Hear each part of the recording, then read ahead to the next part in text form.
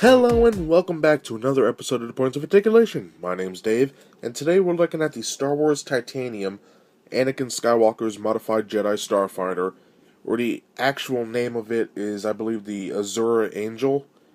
I believe it's a lure to Padme, but I'm not too sure about that, but I believe it is. Now, for me, the first time I ever saw this Modified Jedi Starfighter was in the animated Clone Wars cartoon show before Episode 3 came out, and then followed by the CGI Clone Wars cartoon. And I thought it was a very cool design. Of course, it was modified by Anakin to have a hyperdrive system, 4 turret guns. And I'm going to call them a turret because in the text and the show, these could basically turn and fire in different directions, depending on what he wanted. It had the R2 unit, had some fins coming off of it. So it's pretty cool. We have a lot to talk about, so let's get right to the review. Okay, taking a quick look at the detail here, you can see it bears a striking resemblance to the original Jedi Starfighter, which I'll bring out right here. Of course, it is modified, and you can see that just by looking. The R2 unit is in a different spot. We have some extra sections here. The weapons in the front are gone. They're no longer here. He installed cannons on the side. But it is, it's pretty neat because you could tell what it is, but it's something more, and I think they excelled in that aspect. But the nice lines and detailed molded work on the top. Some cool little doodad right there. We have our R2 unit, as I mentioned before, detailed nicely. We have our laser cannons, and they're detailed. Pretty cool. This one's a little warped, but the detail's still there, so that's nice. We have these cool fins, which also have detail. That's on both sides. It's really sharp. And then right here, it looks like it's just painted, but it actually is a recess where they put the Republic symbol. So that's pretty interesting. Okay, and right here we have the cockpit, which can open up. And let me get that illuminated, and I'll show you right now. Okay, opening up this cockpit here, we can see a chair, a couple control panels right there. The back of the chair has some molded work. And it's really cool. They don't need to put all this detail in, but it is nice that they do it. So after the cockpit right here, we have some more detail and another fin. And we can see some lines right there, very fine. And now we're moving to the back. We got our engines, little engine doodads on the sides, very similar to the original. This nice fin that extends down. And now here is the bottom with our screw, peg port, copyright. And this one came out in 2006, I believe. Yeah, right there, you could just about make it out. 2006. We have some nice mold in here, which looks like wings down here to hold the turret, but it's really not. But it looks like an X-Wing type wind formation right there. But that's pretty neat. We have the engine bottoms with these 2 little molded sections for landing gear. Nice molding. Nice line work leading up to these 2 engines. See, it starts going up. It looks like little tubes here and there. And these engines have nice work on them. Brings us right to the front. We got some detail inside those engines. A little hard to make out with my camera, but it is there. We have that nice line in the center. And then the tip of the arrowhead. Then underneath this raised section here, which does curve up, which is a cool looking design.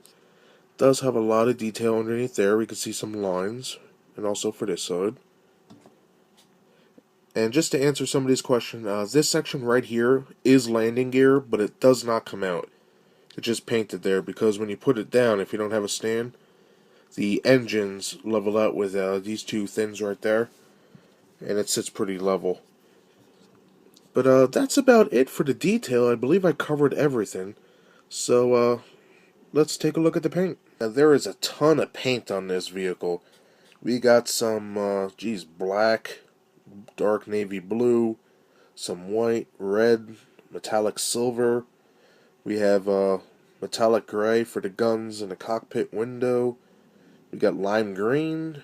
We got a light gray, I guess you could say. And that's just for the top. I hope I'm not leaving anything out. We got the Republic symbol painted in there. And it's not just in angles. We have sections here with like, I guess you'd call them like teeth marks. So that's pretty interesting. Now for the rest of the ship, which is the underneath, there is a ton of different colors going on here.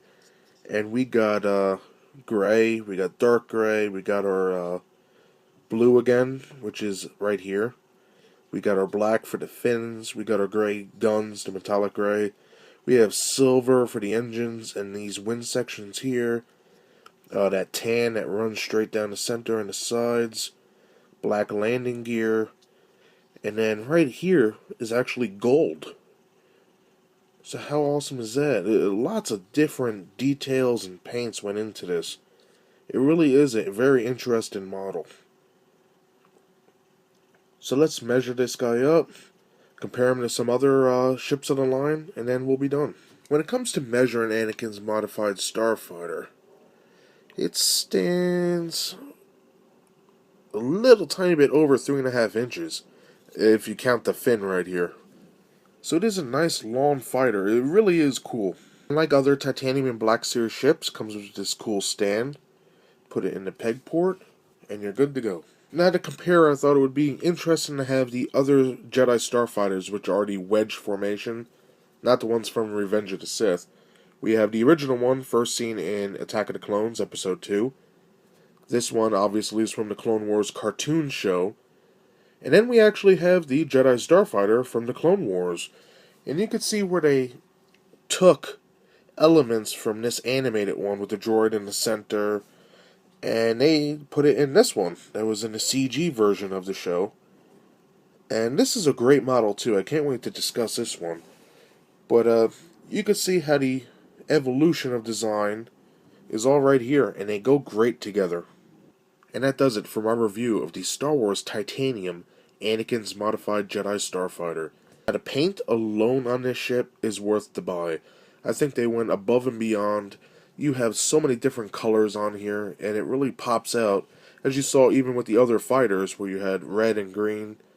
This one just pops because it has multiple colors, and it is very unique even when compared to them, as well as other ships. Like this baby stands out. If you're a fan of the Republic or a Jedi, this is a great pickup if you could find it.